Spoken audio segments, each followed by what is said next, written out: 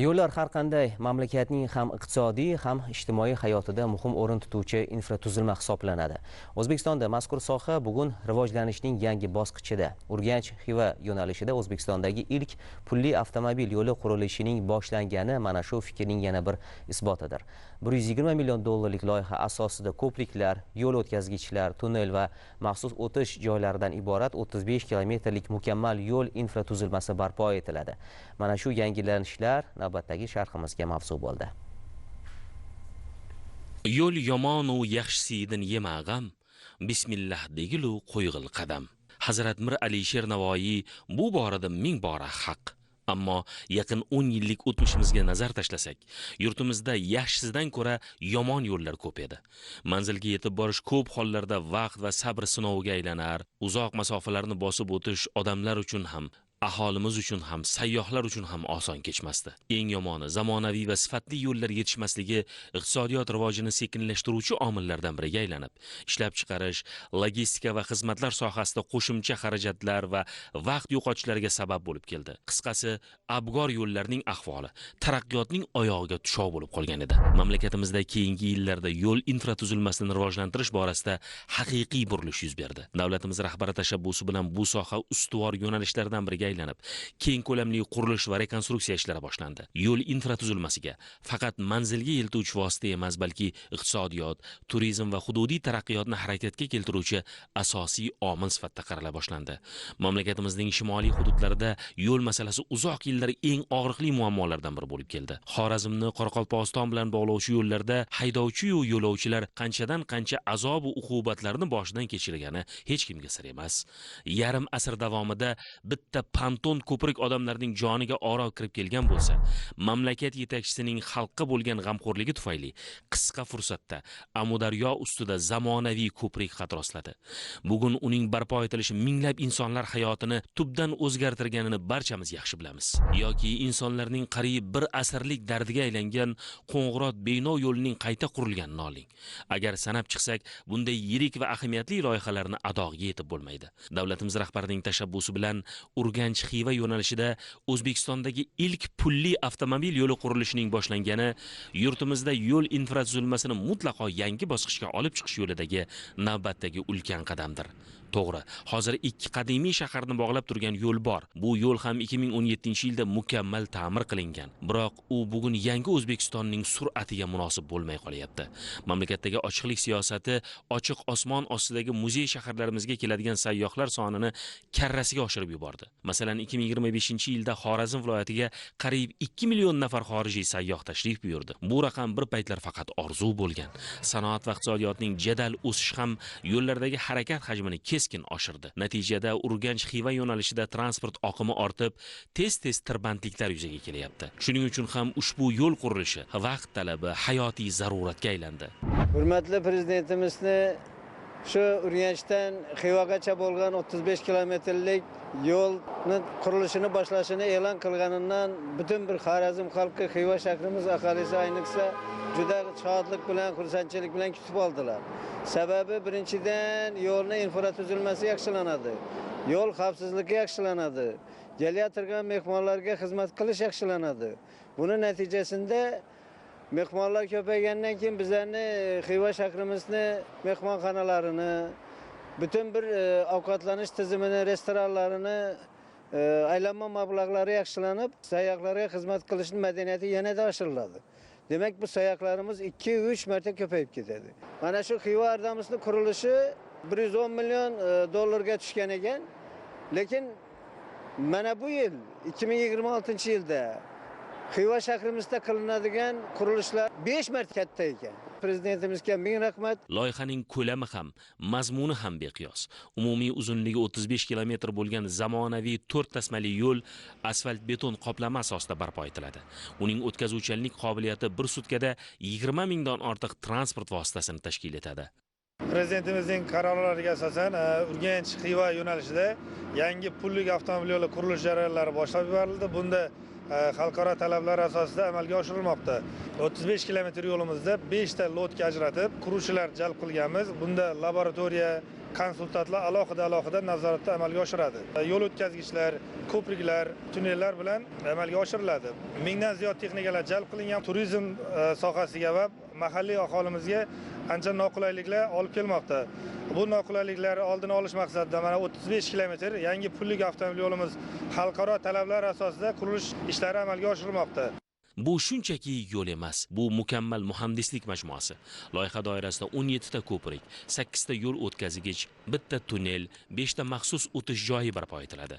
Minglab metr kommunikatsiya tarmoqlari, yuzlab muhandislik inshootlari quriladi. Ayni paytda qurilish ishlari keng ko'lamda olib borilyapti. 1000 dan ortiq mutaxassislar, yuzlab zamonaviy texnika va maxsus uskunalar jalb qilingan. Ilg'or texnologiyalar qo'llanilyapti. Bu esa loyihaning sifatli va qisqa muddatlarda amalga oshirilishini ta'minlaydi. Şeyi de söylemek istiyorum.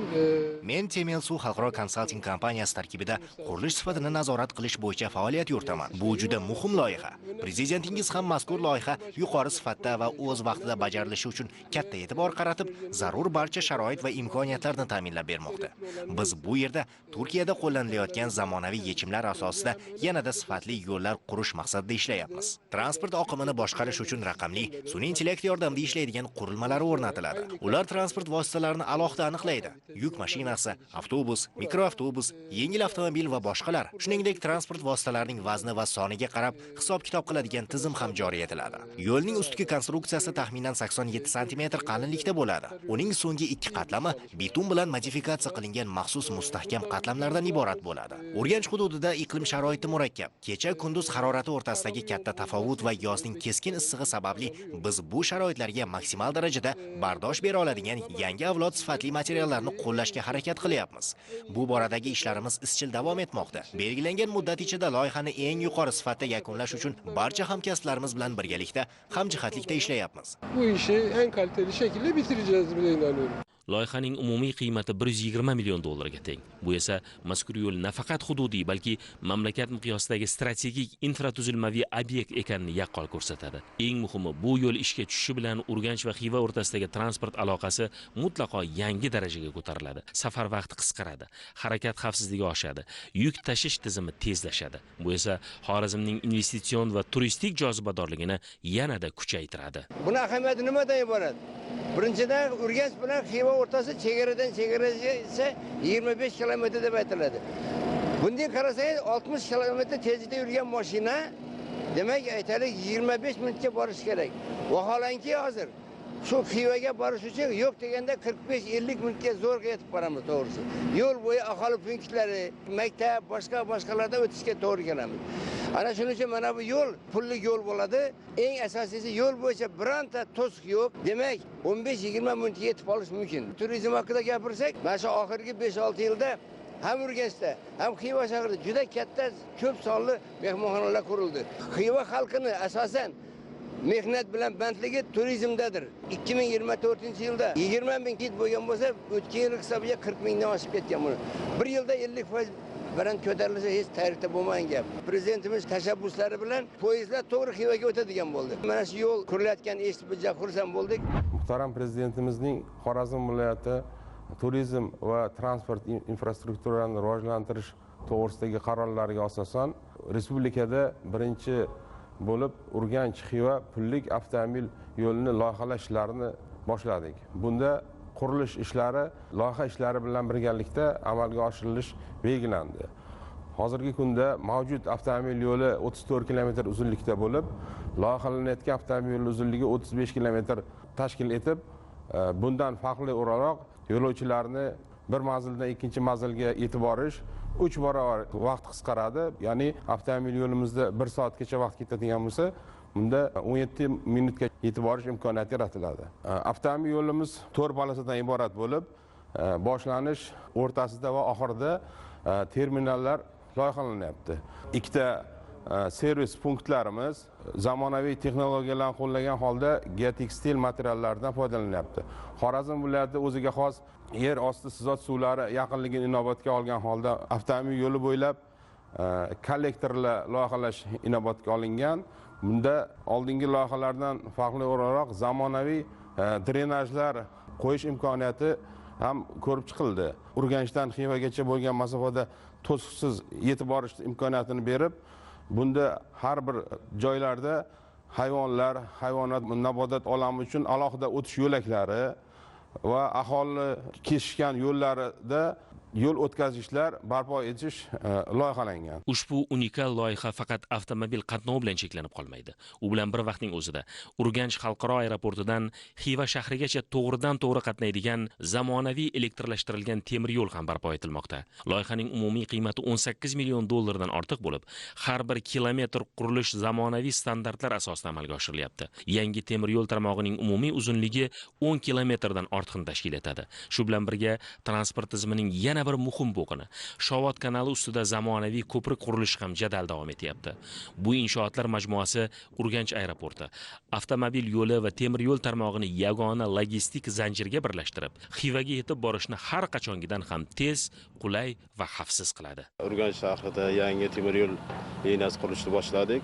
Bu qurilishning umumiy uzunligi 10 km 850 metr. Buning asosiy maqsadlaridan biri ya'ni O'zbekiston hududiga, Xorazm viloyatiga, Urganch shahriga va Xiva shahriga kelayotgan barcha turistlarga yaxshi imkoniyat yaratib beradi. Aeroportdan kelib tushadigan xorijlik turistlar belgilangan poyezdlarga mindirgan holatda to'g'ri Xiva shahriga yo'naltirish uchun qurilayotgan loyiha qiymatidir. Loyihani topshirish muddatimiz iyul oylariga mo'ljallangan. Qisqasi, bu loyiha shunchaki yangi yo'l infratuzilmasi emas. Bu hudud taraqqiyoti, iqtisodiy o'sish va insonlar hayot sifatini oshirishga xizmat qiladigan strategik transport arteriyasidir. Eng muhimi, bu davlat rahbarining Xorazm ahliga bo'lgan e'tibori va g'amxo'rligining amaliy ifodasi, xorazmliklar uchun munosib tuhfasidir.